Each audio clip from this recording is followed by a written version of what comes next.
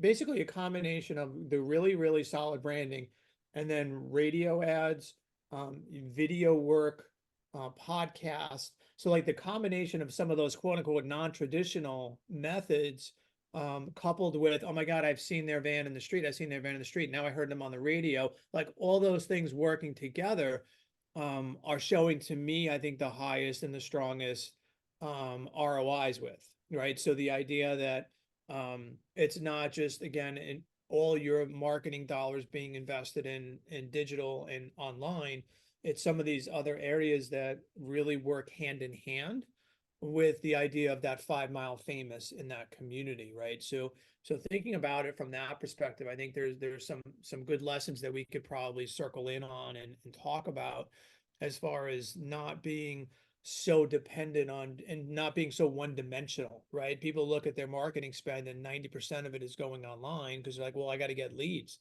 Like, well, we understand you've got to get leads, but it would be better if everyone within the community knew who you were instead of you hoping that Google is going to deliver who you are at the same time. So that I think is a great message that we can talk about and we can zero in on that specifically, as far as how that benefits.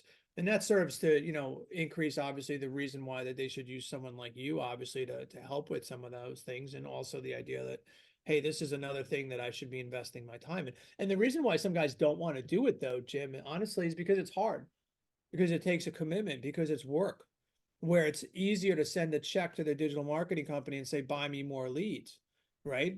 But Yeah. long run, like you're going to be spending so much more doing that.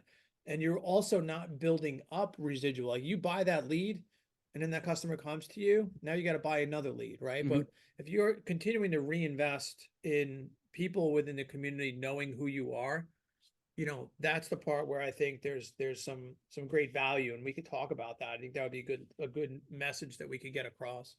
No, absolutely. And then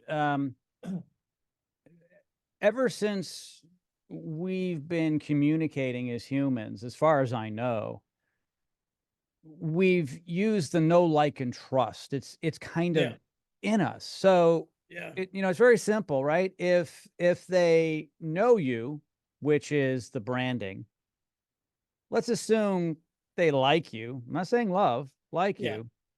And the trust kind of comes with the whole branding thing, because if you're branded well, and if you're in many different places, you have authority as well, because you're on videos, you're on podcasts, you're on billboards, you're on your van, you're on TV, radio, whatever it is.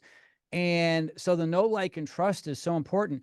What's really amazing to me, and I ask people all the time, Dan, I'm like, why do you as a home service professional want to compete? And they're like, what do you mean? I'm like, you guys are just all working for yourselves. You guys are employed. No, I have my own business. I said, not necessarily. You are employed, self-employed, and you're only as good as your next lead. You need to separate yourself from the pack, do something different, brand yourself, and stand out. I talk about it all the time online. Stand out. And many of these companies don't stand out. So when I see that you've done a rebrand, I know that that company has made a decision to stand out.